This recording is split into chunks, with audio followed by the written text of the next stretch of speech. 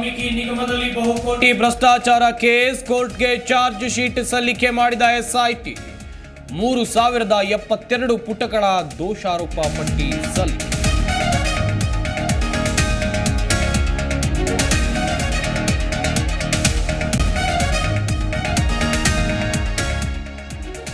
POCSO ಕೇಸ್ನಲ್ಲಿ ಸಿಕ್ಕಾಕೊಂಡವರಿಗೆ ನೈತಿಕತೆ ಏನಿದೆ? ಜಾಮೀನು ಸಿಗದಿದ್ರೆ ಯಡಿಯೂರಪ್ಪ ಜೈಲಲ್ಲಿ ಇರ್ತಾ ಇದ್ರು.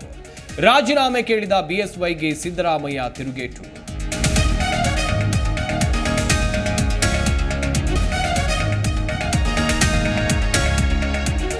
ನನ್ನದು ನಿನ್ನದು 1980ರಿಂದಲೂ ನಡೀತಿದೆ. ನೀನುಂಟು, ನಿನ್ನ ಅಣ್ಣ ತಮ್ಮಂದಿರುಂಟು. ಮದ್ದೂರಿನಲ್ಲಿ ಕುಮಾರಸ್ವಾಮಿಗೆ ಡಿಕೆಶಿ ತಿರುಗೇಟು.